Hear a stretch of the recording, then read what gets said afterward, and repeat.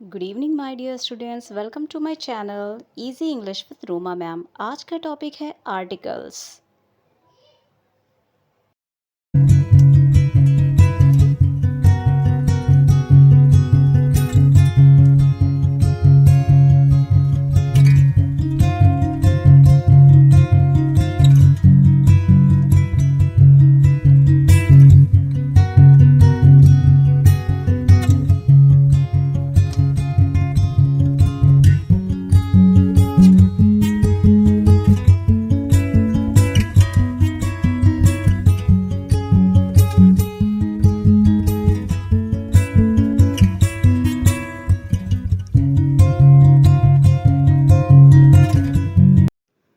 Articles तीन होते हैं, ए, एन और द, जिनमें से ए, एन आपके इनडेफिनेट आर्टिकल्स होते हैं और द डेफिनेट आर्टिकल। लेकिन आर्टिकल्स को समझने से पहले मैं आपको बताना चाहूँगी कि इनडेफिनेट और डेफिनेट आखिर होता क्या है।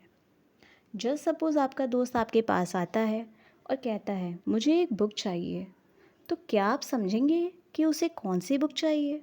आपके पास तो बहुत सी बुक है। क्या आप किसी एक बुक की आइडिया अपने दिमाग में बना पाते हैं? Of course not.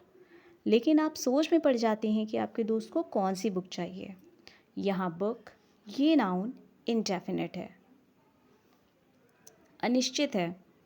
लेकिन हाँ, अगर आपका दोस्त ये कहे कि मुझे वही बुक चाहिए जो मैंने तुम्हें कल दी थी, तो आप एक सेकंड में समझ जाएंगे कि वो किस बुक के बारे में बात कर रहा है।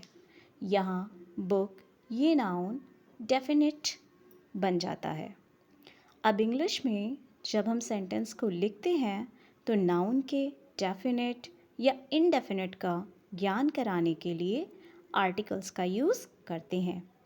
इनडेफिनेट नाउन के लिए हम ए और एन का यूज़ करते हैं और डेफिनेट नाउन के लिए हम द का यूज़ करते हैं। इसलिए हम पहले सेंटेंस को लिख सकते हैं आई वॉन्ट अ बुक, और दूसरे सेंटेंस को हम लिख सकते हैं I want the book that I gave you yesterday. Book जो कि एक इनडेफिनेट नाउन था यहाँ पर, तो इसमें हमने आ लगाया है। और नेक्स्ट सेंटेंस में बुक हमारा डेफिनेट था, तो इसलिए हमने उसके पहले द आर्टिकल का यूज़ किया है। अगर आपको थोड़ा भी समझ में आया है तो हम इसको थोड़ा डिटेल में एक्सप्लेन कराना चाहेंगे कि इनडेफिनेट आर्टिकल्स, जैसा कि मैंने बताया, दो होते हैं, ए और एन। अब मैं इनको बताऊंगी कि इनका यूज़ कम करना है। इनका मीनिंग तो सेम होता है, लेकिन इनको हम यूज़ अलग अलग कंडीशन में करते हैं। जो आपका ए वॉवेल है वो कॉन्सोनेंट साउंड के साथ यूज़ होता है। ध्यान रखिएगा, यहाँ मैं साउंड की बात कर रही हूँ, लाइक बी, ब, सी, सा, डी, ड, एफ, फ। ओके, तो इनके पहले हम ए का यूज़ करते हैं, like a doctor, a patient, a student, a hat.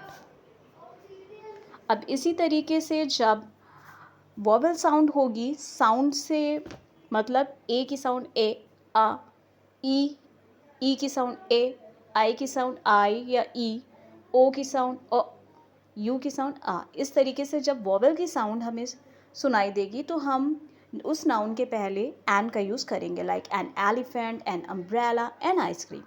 अब आप मुझे बताइए कि यहाँ पर हॉर्स और आवा, इसके पहले कौन सा आर्टिकल यूज़ होगा। जैसा कि हम देख रहे हैं कि हॉर्स, हॉर्स का पहला साउंड हमें ह सुनाई दे रहा है, ह, जो कि एक कॉन्सोनेंट साउंड है। इसलिए हम हॉर्स के पहले आर्टिकल ए का यूज़ करेंगे, तो इसको हम कहेंगे आ हॉर्स। अब इसी तरीके से हम दूसरे वर्ड पर आ जाते हैं जो कि है आवर। अब इसको ध्यान से सुनिएगा, इसका साउंड आ रहा है आ, our, because H is silent here, आ। तो आ कैसी साउंड है? आ हमारी वॉवल की साउंड है, तो यहाँ पर हम आवर के पहले एन का यूज़ करेंगे, तो इसे हम क्या पढ़ेंगे? An hour. I hope you understood. अब आ जाते हैं हम डेफिनेट आर्टिकल्स दा पर।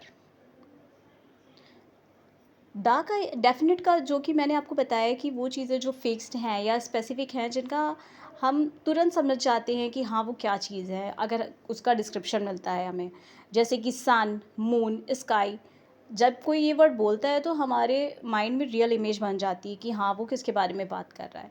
इस तरीके से हम सन, मून, स्काई इन सब चीज़ों के लिए हम द आर्टिकल का यूज़ करते हैं। The sun, the moon, the sky. अब ये एक वर्कशीट है, इसमें हम ट्राई करेंगे कि कौन सा आर्टिकल आएगा। फर्स्ट सेंटेंस है I am dash teacher. So teacher ट साउंड है, इसलिए यहाँ पर अ टीचर ए लगेगा। द सेकेंड इज डॉक्टर, ड साउंड पर ध्यान दीजिएगा। Okay, so a doctor. Now the third word is apple, a. Okay, letter पे ध्यान मत दीजिएगा, साउंड पर ध्यान दीजिएगा। An apple. ऑनेस्ट, इसको हॉनेस्ट नहीं ऑनेस्ट पढ़ते हैं, एच इज साइलेंट हेयर, तो ओ साउंड किसकी होती है, वॉवेल की होती है, इसलिए एन ऑनेस्ट मैन। अब ये लास्ट वाले को ध्यान से देखिएगा, इसमें लिखा है सीमा है डैश अम्ब्रेला। अब हमें नहीं पता कि ये कौन से अम्ब्रेला की बात हो रही है, ये स्पेसिफिक नहीं है, इनडेफिनेट है। और इसकी साउंड कैसी है, अम्ब्रेला। फर्स्ट साउंड इसकी आ है जो कि वॉवेल है, तो हमने इसमें एन अम्ब्रेला एन यूज़ किया है। अब नेक्स्ट इसी के साथ आ रहा है कि डैश अम्ब्रेला इज पिंक। अब हमें ये यहाँ पर ये अम्ब्रेला स्पेसिफिक है, हमें पता है कि उस अम्ब्रेला की बात हो रही है जो सीमा का है, तो यहाँ पर स्पेसिफिक है, तो यहाँ पर डेफिनेट आर्टिकल द का यूज़ होगा।